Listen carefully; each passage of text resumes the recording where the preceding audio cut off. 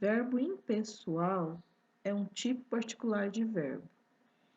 É um verbo que não admite sujeito, então ele não estabelece a concordância levando em conta pessoas do discurso. Ou seja, ele sempre vai se apresentar na terceira pessoa do singular. Exemplos de verbo impessoais, nós temos o verbo haver, quando indicar existir, ou seja, quando no sentido da frase ele quer dizer existir. Olha aí o exemplo. Havia fotos espalhadas pela casa. Existiam fotos espalhadas pela casa. Troquei o existir pelo verbo haver. O verbo haver fica no singular. Há momentos que precisamos rever nossas atitudes. Há momentos. Terceira pessoa do singular. Outra forma de deixar o verbo haver impessoal é na indicação de tempo passado. Não encontrava havia 5 anos, ou seja, há 5 anos atrás eu não o via. Trabalho aqui há 20 anos, ou seja, há 20 anos atrás eu comecei a trabalhar aqui. Quando você usa o verbo haver, você não usa a expressão há tempos atrás, né? Ou você usa uma ou você usa outra, porque o próprio verbo, que é o verbo haver, indica esse passado. Então, além do verbo haver, a gente tem outros verbos. Vamos dar uma olhadinha no próximo slide. O verbo ser também é impessoal na indicação de data, hora e distância. Quando ele indica data, a concordância pode ser feita levando em conta a palavra dia, ou a palavra dia no singular, ou a palavra dia no plural. Então, como a gente pode ver no exemplo, ó, é 1º de abril. Então, é dia 1º de abril. É 4 de maio. É o 4º dia do mês de maio. São 4 de maio. Né? Então, fazendo a concordância, levando em conta a palavra dia. Já na indicação de hora e distância, eu tenho que levar em conta o numeral. Se é numeral que indica plural, verbo no plural. Se é numeral que indica singular, verbo no singular. Então, dá uma olhada aí, ó. Já é 1h da manhã. Carla disse que já são 5 horas. São 10 quilômetros até o município de Franco da Rocha. Se fosse 1 quilômetro, seria 1 quilômetro até o município de Franco da Rocha, certo? O verbo fazer também é impessoal na indicação de tempo. Faz muito tempo que não nos vemos, fazia muitos anos que não nos víamos. Também, se ele estiver indicando clima, também ele pode se tornar impessoal. Faz um clima gostoso, ou faz frio, ou está quente, né? O verbo também vai ser impessoal.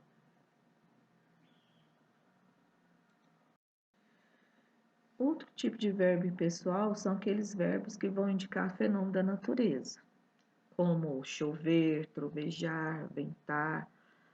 Eles são impessoais por quê? Porque é um fenômeno, não tem alguém que faça essa ação, né? A ação acontece, trovejar, relampejar, chover.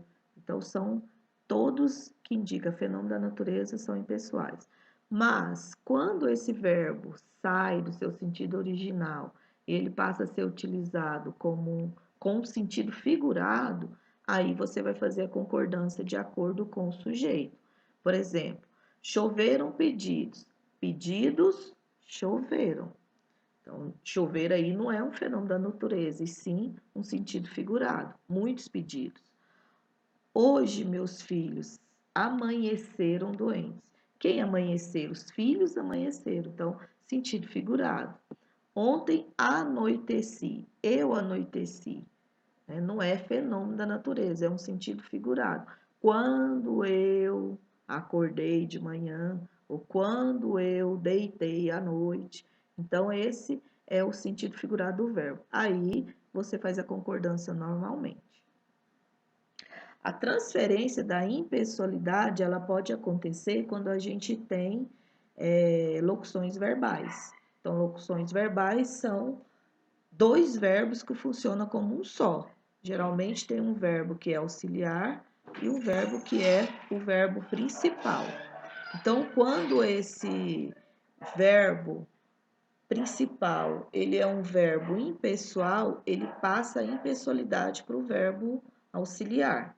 Amanhã já vai fazer 50 dias de quarentena. Segundo os economistas, poderia haver. Então, observa aí que os dois verbos, eles ficam no singular. Porque fazer, no sentido aí da frase é impessoal, haver também é um verbo impessoal. Eu não sei que deve haver, não, eu não sei se deve haver leis que punam políticos desonestos. Eu não sei se, não é que aí na frase, seria um se, né? Vamos corrigir isso daí, na hora que vocês forem copiar. Eu não sei se deve haver, e não que, ok?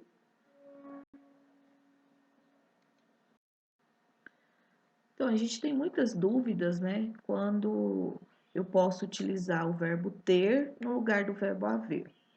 Então, na variedade coloquial, na variedade linguística coloquial, essa que nós usamos aí no nosso dia a dia, essa variedade menos formal, a gente tende a utilizar o verbo ter em vez do verbo haver. Isso é muito comum, até mesmo em textos, né, considerados de autores consagrados, a gente vê, né, o uso desse verbo ter no lugar do verbo haver. Aí nós temos dois exemplos desse uso. Tem momentos em que nos sentimos desanimados, e o outro é um fragmento de um poema do Carlos Drummond de Andrade, que é aquele poema No Meio do Caminho. No meio do caminho tinha uma pedra no meio do caminho. Então, o verbo ter aqui, ele está sendo usado no lugar do verbo haver. Isso é comum na linguagem coloquial e, às vezes, né, até mesmo numa linguagem formal, uma linguagem padrão, mas menos formal. É o que diz aqui o texto, né? Só que quando nós temos que utilizar em uma redação, por exemplo, em textos em que requer uma linguagem mais culta e formal, nós temos que dar preferência para o verbo haver e deixar o verbo ter de lado. Então, aí, há momentos em que nos sentimos desanimados. No Brasil, havia e há inúmeros casos de corrupção.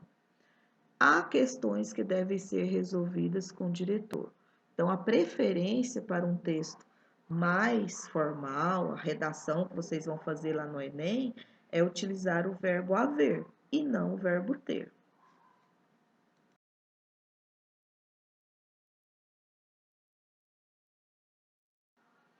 Esse último slide aqui, eles são exemplos tirados de algumas redações que foram nota 1000 no Enem.